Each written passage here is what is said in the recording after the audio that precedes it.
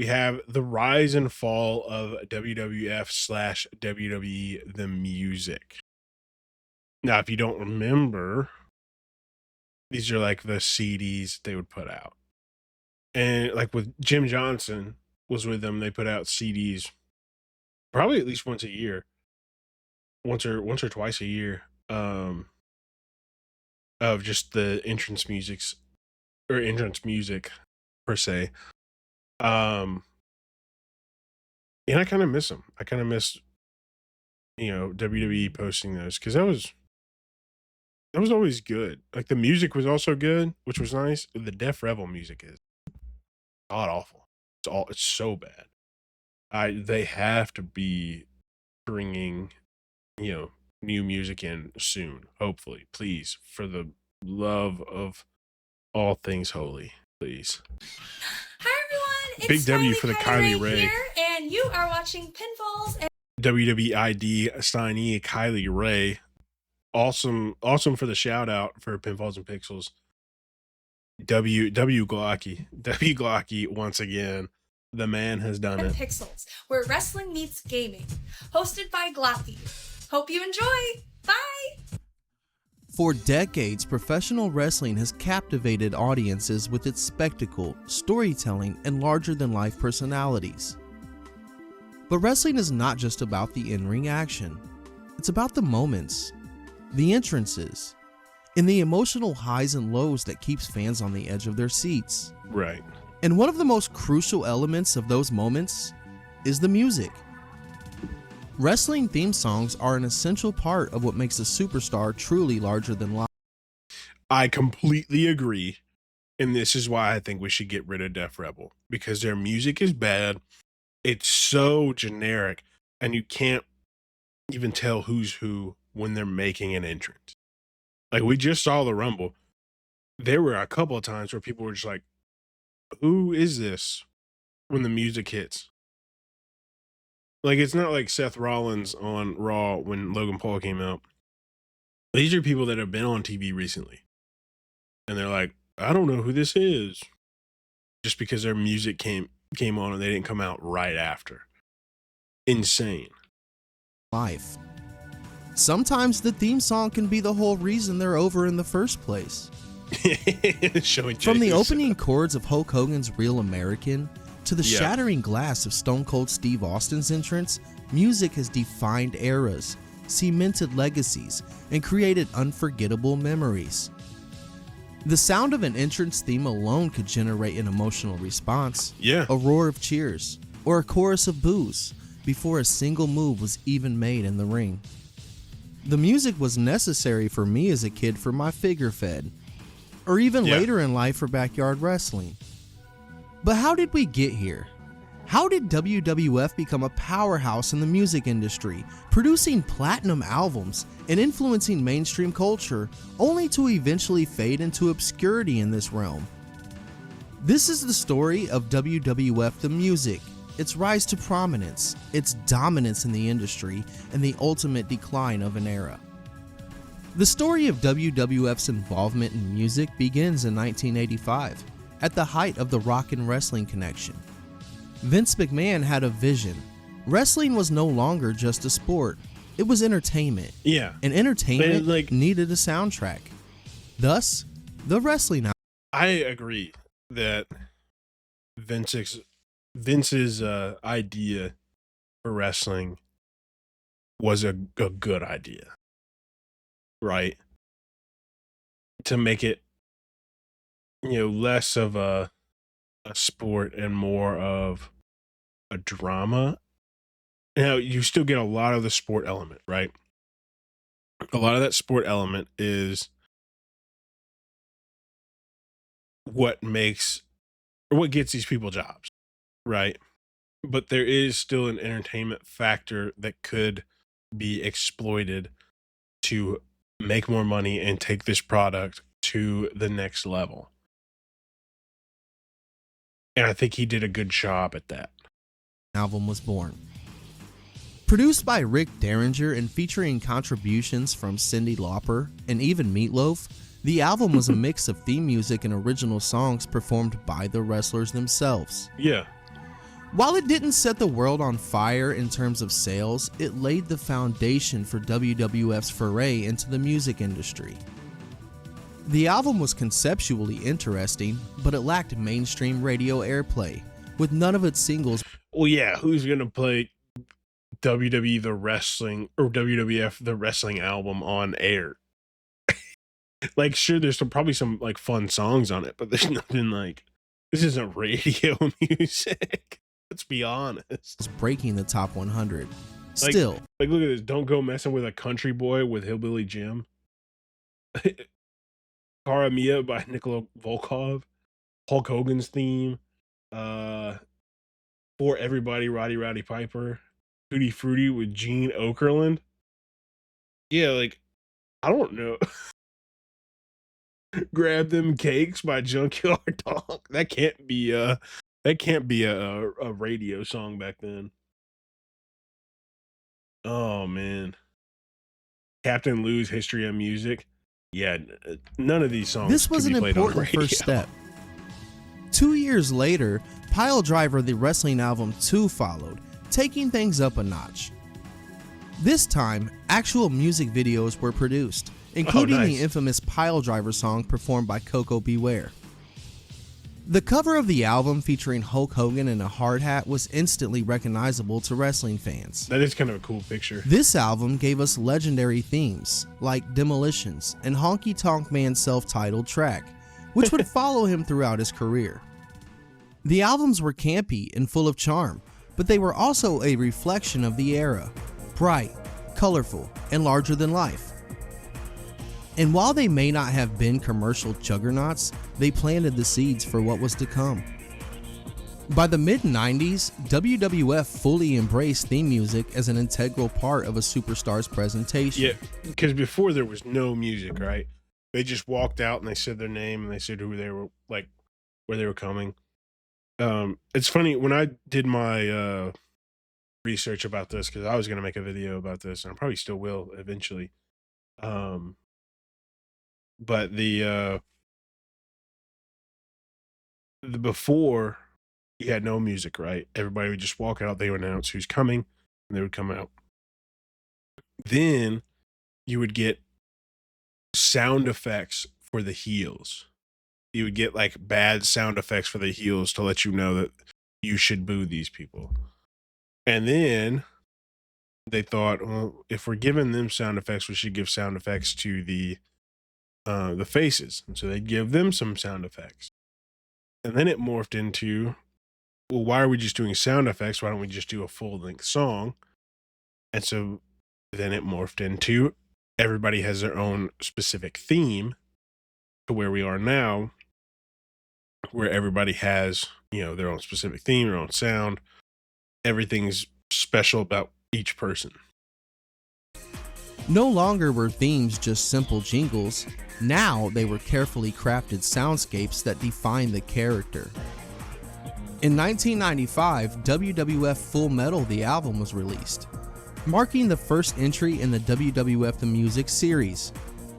While it wasn't an overwhelming success, it set the stage for what was to come. For this. More importantly, I didn't watch them live. I'll make that known, because obviously I'm not that old. But when I did go back and watch WWE from like the very beginning, from Monday Night Raw, the first episode of Raw, I do remember watching commercials. Solidified Jim Johnston's role as the musical genius behind some of wrestling's most iconic themes. Johnston had been working with the WWF for years by this point, but it was in the late 90s that he truly shined.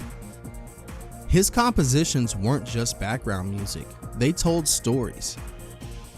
The eerie gongs of The Undertaker's entrance, the aggressive drum beats of The Rock's theme, and the unmistakable sound of Stone Cold's glass shattering, all were his creations. Johnston didn't just compose music, he created soundtracks for characters. His themes were an extension of a wrestler's identity, often becoming just as important as their promos or in-ring work. The late 90s were the golden era for wrestling music. This was when WWF The Music albums became legitimate bestsellers. I still listen to the Forcible Entry album. It still holds today. It's still good. Breaking into mainstream and turning wrestling themes into cultural staples. I still remember the first wrestling CD I ever owned, WWF The Music Volume 3, which was released in 1998.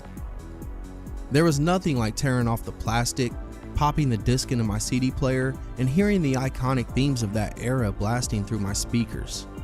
This album featured The Rock's theme, If You Smell, marking the shift from the bland, smiling Rocky Maivia to the charismatic, trash-talking megastar we all know. His theme wasn't just an entrance song, it was a declaration. The Undertaker's theme on this album was like a precursor to the Ministry version, deepening his character's supernatural aura. That slow, haunting bell gave his persona a mythical presence that still stands out today. Now, as a juggalo, one of my favorite surprises was Insane Clown Posse's theme for the Oddities. Oh yeah. Seeing them in WWF even briefly was surreal. Yeah, the Oddities Their were contribution to the music helped make this album stand out, and it felt like a hidden gem. By WWF The Music Volume 4, which was released in 1999, WWF had perfected the formula. The album debuted at number 4 on the Billboard 200. Number 4? Number 4? Oh my God. Proving just how massive wrestling music had become. The highlights were legendary. Chris Jericho's Break the Walls Down, That's a good Triple one. H's My Time, and The Undertaker's Ministry of Darkness theme. That's also a really good one. As the 2000s began, WWF experimented with different musical styles, leading to one of the most unique releases in wrestling music history, WWF Aggression. This album took some of the most iconic entrance themes and reimagined them as hardcore rap tracks, performed by some of the biggest names in hip-hop at the time. Now, this album was one of my personal favorites, especially as a lifelong hip-hop fan. Run DMC's remix of the DX theme was a standout. Bro, the Run DMC version of this of DX's theme song is one of my favorite WWE songs ever. I love that version of their song. Transforming it into something even more aggressive and rebellious. Then you had Method Man absolutely murdering The Rock's theme, and the entire album felt like WWF trying to further cement its place in pop culture. While it wasn't a traditional WWF The Music release, it was a sign that the wrestling music had officially crossed over into other genres, and was something that could stand on its own outside of the wrestling bubble. I kinda wish they would bring this one back. Yeah, that would be I kind of sick. imagine Smirk doing the theme for The Rock. WWF The problem with doing it now is the music is so bad. They would literally have to rewrite every single song. Every one of them. Like, there's only a handful that you could turn into like a good song. The rest of them are so bad they'd have to just rewrite it. Music Volume 5 was released in 2001, and you could say this was the last great album before the company transitioned from WWF to WWE. This one had Too Cool's theme, Turn It Up. Nice. But it also had The Rock's hilarious song, Pie, featuring Slick Rick. If you haven't heard this song, I highly recommend you go check it out right after you finish this video. It's really The Rock at his best. Other highlights on this included Latino Heat and Dead Man Walking. The album was a massive commercial success, reaching number 2 on the Billboard 200. Number 2? After the success of WWF Aggression, the WWE went all in on the idea of working with mainstream artists to produce entrance themes. I wish they would go back to this. I wish they would go back to this. I think that's such a cool mixture of wrestling and pop culture that allowed wrestling to be viewed in the eyes of millions. Because, you know, Kid Rock did a theme, Limp Bizkit did a theme, you know, all these artists were involved in making good theme music for a wrestler, and they would also do live performances at events. Like, I think that's a huge win for everybody.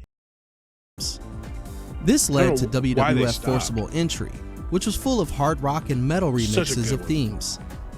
Now, this was my all-time favorite wrestling Yeah, album. this is the best I even remember ordering it from the commercial on TV where you had to send like check or money orders. WWE worked with a ton of bands that they had already partnered with for pay-per-views and hype videos, so it only made sense. Limp Bizkit's Rollin' had already been used as The Undertaker's entrance theme. And say what you want about Creed, but their song My Sacrifice being used in those Desire hype videos was absolute perfection. Yeah. WWE knew how to create emotional video packages, and this song elevated those moments to another level. This was also the last major WWF album before the company was forced to rebrand as WWE, marking the end of an era. Yeah, I'm going to be listening to that With later WWE on my drive I'm about to transitioning take. into a new era, they decided to release WWE Anthology in 2002. A massive 3-disc collection celebrating the best themes from different time periods. Now this is one I remember getting for Christmas. This album was split into 3 parts. The Federation years covering the 80s and early 90s. The Attitude Era, which was the absolute peak of wrestling music. And Now, which featured themes from the then modern era of 2002. Nice. Real American, Honestly, Sexy Boy. I might see if I can find that just to have it in my collection because that's crazy. I have a small CD collection. I might try to find that because that'd be super cool to own. Glass Shatters, Break It Down, No Chance in Hell. Every legendary theme you could think of was here. However, as much as this album was a celebration, it also felt like WWE looking backward rather than forward. This was right around the time when wrestling themes started to feel less inspired, and WWE was leaning more on nostalgia than innovation. One of the most surprising moments in wrestling music history to me was the debut of a young artist who would later become one of the biggest names in the music industry, Nicki Minaj. Back then, she wasn't the global superstar that we know today, but her vocals made an appearance on Theme Addict, WWE The Music Volume 6 in 2004. Really? Nicki Minaj, credited as Nicki Mirage, provided vocals on Victoria's theme song Don't Mess With. That's crazy. At the time, no one could have predicted that this unknown artist would go on to become one of the biggest names in hip-hop. It's pretty wild to think that a future superstar made her debut on a WWE entrance theme before taking over the rap world. While WWF The Music hit its peak in the late 90s and early 2000s, changes in the industry led to a decline in the impact of wrestling entrance music. As the WWE evolved, so did its approach to themes, and unfortunately, much of what made the music feel special started to fade. One of the biggest blows to wrestling music came in 2017 when Jim Johnston, the mastermind behind so many legendary themes, was released from WWE. Yeah, that one was. His departure marked the official end of an era. His themes had emotion, personality, and identity, something that WWE's modern music struggles to replicate. WWE had already begun transitioning to CFO in the early 2010s, and while they created some fantastic themes like Shinsuke Nakamura's entrance, Bobby Roode's Glorious, and Finn Balor's theme song, the music had become more streamlined. It was polished and catchy, but it lacked the raw personality Johnston's music had. Yeah, I agree. Then came the intro. I think CFO did a great job for what they did. Right, it was no Jim Johnson. Don't get me wrong, no Jim Johnson. But CFO did a pretty good job with a lot of the themes. They had some misses, obviously. Jim Johnson had some misses too. But CFO actually tried. I watched a video of them not too long ago where they were breaking down making Glorious for Bobby Roode, and they spent a lot of time and they thought about things and they worked through, they progressed like at a really good pace and a really good thought process, and it ended up being like good. Like it was a really good song. Glorious is one of the best wrestling themes of the last like 15 years. But it was still no Jim Johnson. Like there was still no like he talked about there was character identity in the songs, and there wasn't a ton of character identity in CFO's songs outside of a handful. But then you get to Def Rebel, and it's just like the worst, almost AI generated music. I truly believe that these three guys right here are making AI generated music and selling it to the WWE for millions. And nobody's caring. Nobody's batting an eye. They're just like, whatever. We're in a contract. Introduction of Def Rebel, and this was where things really went south. Yeah. Today, most of WWE's entrance themes feel interchangeable. Yeah. Gone are the 100%. days when you can hear the first few notes of a song and instantly recognize the superstar. One of the biggest problems with the modern WWE music is that it lacks build-up. During the Attitude Era in early 2000s, entrance themes had dramatic intros that set the tone immediately. Think about the glass shattering in Stone Cold's theme, The Rock's iconic If You Smell, or Triple H's Time to Play the Game. Those first few seconds made the audience react instantly. I completely agree. Now, many themes start with generic instrumentals that don't give the wrestlers the same instant connection with the crowd. The impact of wrestling music on pop culture has also declined. During the Attitude Era, you'd hear wrestling themes everywhere. Looking back, WWF the music was more than just a collection of albums. It was a movement. The rise of wrestling music mirrored the rise of professional wrestling itself. These themes just weren't background noise. They were essential storytelling tools that elevated superstars and made entrances just as exciting as the matches themselves. While there are still a few bright spots here and there, nothing will ever compare to the magic of the late 90s and early 2000s, when wrestling themes were must-have tracks. For those of us who lived through the golden era, these themes are timeless. They bring back memories of watching Monday Night Raw, playing WWE video games, or even blasting the CDs in the car with friends. Or, even like I said, your figure federation. What are your favorite WWF entrance themes? Do you miss the days of Jim Johnson's legendary compositions? I miss Jim Johnson. Let me know so down in the much. comments. And don't forget to like and subscribe. Thanks for watching. This is Glocky, and I'll catch you on the next one. W Video Glocky. This is such a good video, and it's one I've been thinking about making too. And I might make it as well and kind of go more into a little bit of music theory and creative development and things like that. Because there's a couple of issues I have with the WWE creative. And the music and presentation is 100% like almost all of it. Like they do not present wrestlers anymore like they're big deals. They present wrestlers like they're exchangeable now. And it's hard to build a character off of an exchangeable entrance and exchangeable music. It's so hard. Like you'll have to be the best athlete in the world to stand out if you've got generic music and a generic entrance. Like obviously it's a wrestling company and they need to be focusing on wrestling, right? I get it. I 100% get it. I 100% agree. But there are fans out in the world who don't give a crap about the wrestling. They're there for the fanfare. They're there for the excitement, the drama. They're there for everything else. And I don't think you should cater to those fans. But I definitely believe that cutting that completely out and making that portion of the show bad is one of the worst things you can do. The music is so bad. The entrances are so bad. If they're not a well-established vet from before Def Rebel time, it's not good. It doesn't look good. It doesn't sound good. I don't know, man. It's